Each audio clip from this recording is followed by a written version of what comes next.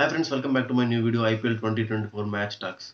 ఇవాళ వీడియో ఏంటంటే నేను జరిగిన match Lucknow versus Punjab Kings. Lucknow వాళ్ళు చాలా బాగా ఆడారు.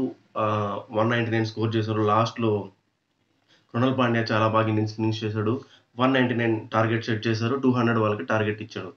ఓకే, చాలా బాగుంది. చాలా బాగా ఆడారు. ఓపెనర్స్ కొంచెం బాగా ఆడలేకపోయినా లక్నో వాళ్ళు మిడిల్ ఆర్డర్ నికోలస్ పూరన్ కానీ కృణాల్ పాండ్యా కానీ ఇన్నింగ్స్ చాలా బాగా ఫినిష్ చేశారు.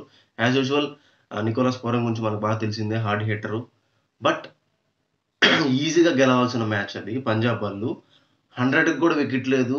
ధావను అతను జానీ బెయిర్స్టో ఇద్దరు చాలా బాగా ఆడారు. బట్ ఒకడొచ్చాడు భయ్య లక్నో సూపర్ జైంట్స్కి, డెబ్యూటెంట్ బౌలరు మాయంక్ యాదవ్. చాలా కాలం తర్వాత మన ఇండియన్ బౌలర్ నుంచి రా ఫేస్ అనేది మనం నిన్న చూసాం. అతను వేసిన 24 బాల్స్లో 9 బాల్స్ 150 స్పీడ్తో వేశాడు. ఇన్ఫ్యాక్ట్ అతను నిన్న హైయెస్ట్ స్పీడ్ బాల్ వేసాడు 155.8 కిలోమీటర్స్ పర్ అవర్. అంత ఫాస్ట్తో వేసాడు. మ్యాచ్ టర్న్ చేశాడు అతను. అంత బాగా ఆడుతున్న ధావన్, జానీ బెయిర్స్టోని 11 ఓవర్స్కి వికెట్ లేదు వాళ్ళది. 100 పార్ట్నర్షిప్ తర్వాత వచ్చాడు, బెయిర్స్టో వికెట్ తీశాడు. అక్కడి నుంచి మ్యాచ్ టర్నింగ్ పాయింట్ అయింది. ఇక్కడ ఇంకో పాయింట్ ఏంటంటే ఫస్ట్ ఫీల్డింగ్ చేస్తున్న పంజాబ్ వాళ్ళకి లైమ్ లివింగ్స్టన్ మధ్యలో గాయపడ్డాడు.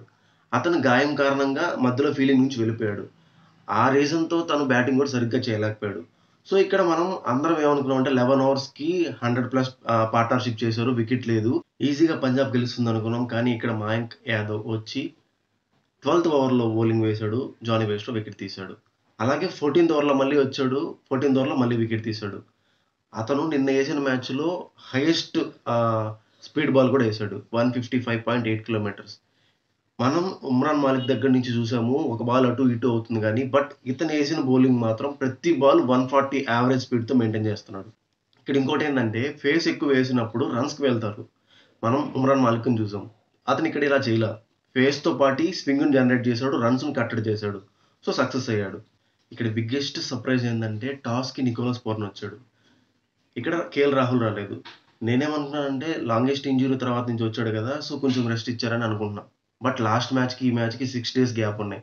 ఇన్‌ఫాక్ట్ ఆ ఫ్రాంచైజీ వాళ్ళు నికోలస్ పూరన్‌ని కెప్టెన్‌గా చేయాలనుకుంటున్నారేమో. కేఎల్ రాహుల్ ఇంపాక్ట్ ప్లేయర్‌గా ఎందుకు ఆడాడు? కెప్టెన్‌గా ఎందుకు రాలేదు? అవన్నీ మనం వాళ్ళ ఫ్రాంచైజీ నుంచి అఫీషియల్‌గా అప్డేట్ అనేది రావాల్సి ఉంది. నేనైతే నెక్స్ట్ మ్యాచ్‌కి వస్తాడనుకుంటున్నాను. మీరేమనుకుంటున్నారో కామెంట్స్‌లో మెన్షన్ చేయండి. అండ్ అలాగే లక్నో బ్యాటింగ్ లైనప్ చూస్తే ఓపెనర్స్ కొంచెం తడబడ్డ. కేఎల్ రాహుల్ ఎర్లీగా వికెట్ ఇచ్చి వెళ్ళిపోయాడు.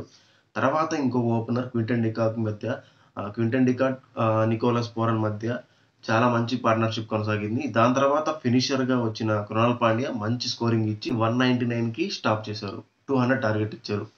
సో, అదే రేస్‌లో వచ్చిన పంజాబ్ కింగ్స్ కూడా 11 ఓవర్స్ వరకు వికెట్ లేకుండా 100 పార్ట్నర్‌షిప్‌తో జానీ బెయిర్స్టో అండ్ ధావన్ మధ్య చాలా మంచి పార్ట్నర్‌షిప్ కొనసాగింది. దాని తర్వాత వచ్చాడు ఇతను యంగ్ బౌలర్ మాయాంక్ యాదవ్. 12థ్ ఓవర్‌లో వచ్చాడు. జానీ బెయిర్స్టో వికెట్ తీశాడు.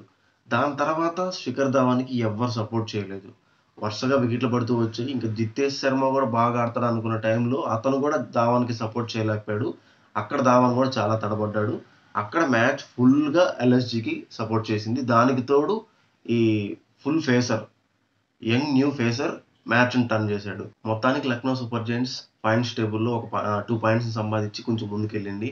అండ్ అలాగే ఇప్పటివరకు 11 మ్యాచెస్ జరిగితే out of 11 10 matches home ground effect కనపడింది. ఓన్లీ 1 మ్యాచ్ అది ఆర్‌సీబీకి, కేకేఆర్‌కి జరిగితే ఆర్‌సీబీ హోమ్ గ్రౌండ్‌లో కేకేఆర్ విన్ అయింది. ఓన్లీ 1 మ్యాచ్ ఔట్ ఆఫ్ 11 మ్యాచెస్‌లో 1 మ్యాచే డిఫరెంట్‌గా మనకి రిజల్ట్ వచ్చింది. Remaining 10 matches home ground effect కనపడ్డాయి. సో, మొత్తానికి లక్నో వాళ్ళనేది పాయింట్ గెలిచారు. పాయింట్స్ టేబుల్‌లో కొంచెం ముందుకెళ్లారు. ఇక పాయింట్స్ టేబుల్ విషయానికొస్తే యాజ్ యూజువల్‌గా సీఎస్‌కే, కేకేఆర్ టాప్ 1, టాప్ 2లో ఉన్నారు. CSK goes to first place. KKR అనేది సెకండ్ ప్లేస్‌లో ఉన్నారు. నిన్న మ్యాచ్ గెలిచి లక్నో వాళ్ళు ఫిఫ్త్ ప్లేస్‌కొచ్చారు. ఇక orange cap, purple cap as remain same. The king Kohli దగ్గర ఆరెంజ్ క్యాప్ ఉంది.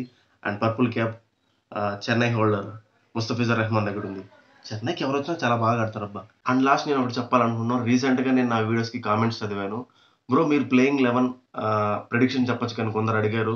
ఇక్కడ నేను ప్లేయింగ్ 11 ప్రిడిక్షన్ ఏం చెప్పట్లేదు బ్రో. నేను మ్యాచ్ టాక్స్ గురించే మాట్లాడుతున్నాను. నన్నేదో మీరు గుడ్డిగా నమ్మి నేనేదో ఒక ఈ టీమ్ గెలుస్తుందని చెప్పి దాన్నెళ్లి మీరు బెట్టింగ్ యాప్స్‌లో వేసి అవి మీరు ఓడిపోవడం. అసలు నేను బెట్టింగ్‌ని ఎంకరేజ్ చేయను బ్రో.